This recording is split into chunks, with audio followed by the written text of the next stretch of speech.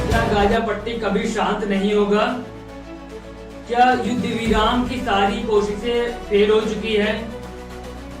जी हाँ, इस वक्त गाजा पट्टी से आ रही सबसे दर्दनाक और दिल दहला देने वाली खबर ने पूरी दुनिया को हिला कर रख दिया।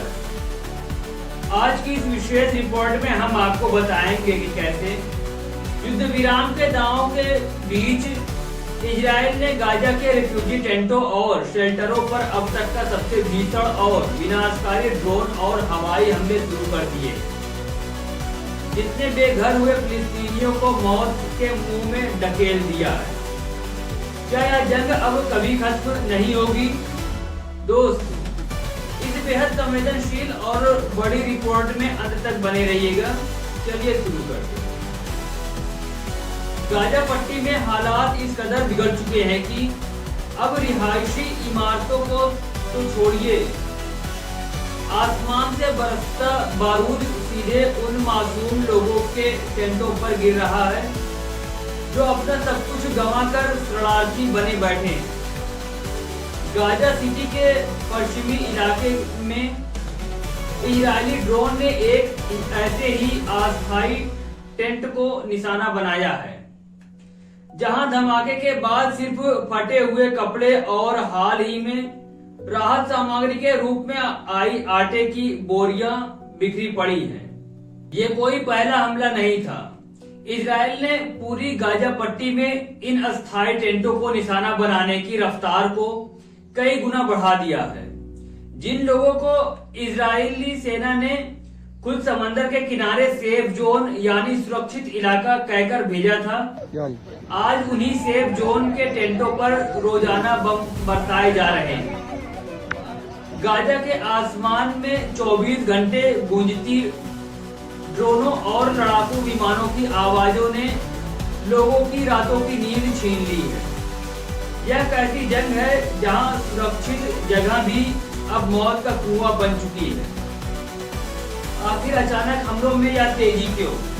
इसके पीछे एक बहुत बड़ा राजनीतिक खेल चल रहा है। दरअसल कल ही हमास ने गाजा में अपनी सरकार को भंग करने और सत्ता को एक नई टेक्नोक्रेटिक सरकार को सौंपने की घोषणा की थी।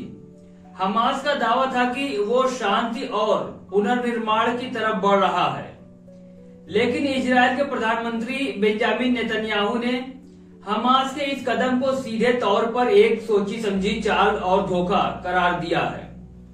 नेतन्याहू ने दुनिया के सामने साफ और दो टूक शब्दों में ऐलान कर दिया है कि जब तक हमास अपने हथियार नहीं डाल देता तब तक गाजा के पुनर्निर्माण की एक भी ईंट नहीं रखी जाएगी। इजराइल की यह जिद ने साफ कर दिया है कि शांति की हर उम्मीद फिलहाल खत्म हो चुकी है। नेताओं की इस राजनीतिक लड़ाई और जिद की सबसे भारी कीमत गाजा के आम नागरिक, महिलाएं और मासूम बच्चे चुका रहे हैं। गाजा के लोग अब कहने लगे हैं कि ये जो युद्ध विराम की बातें हो रही है वो असल में शांति नहीं बल्कि इस युद्ध को और लंबा खींचने का एक बहाना मात्र है। लगातार हो रहे इन हमलों ने गाजा के लोगों को डर और मानसिक आघात के एक ऐसे अंतहीन चक्र में फंसा दिया है जिससे बाहर निकलने का कोई रास्ता नहीं दिख रहा। क्या इजराइल का यह रुख सही है? क्या हमास को सच में हथियार डाल देना चाहिए? इस गंभीर मुद्दे पर आपकी क्या राय है दोस्तों? हमें कमेंट बॉक्स में अपनी बेबाक राय जरूर बताइएगा। अगर आपको हमारा यह एनालिसिस पसंद आए तो वीडियो को लाइक कीजिएगा, शेयर कीजिएगा दोस्तों के साथ और हमारे चैनल को सब्सक्राइब करना बिल्कुल भी ना भूलिएगा। मिलते हैं ऐसे किसी दूसरे अपडेट में, तब तक के लिए जय हिंद।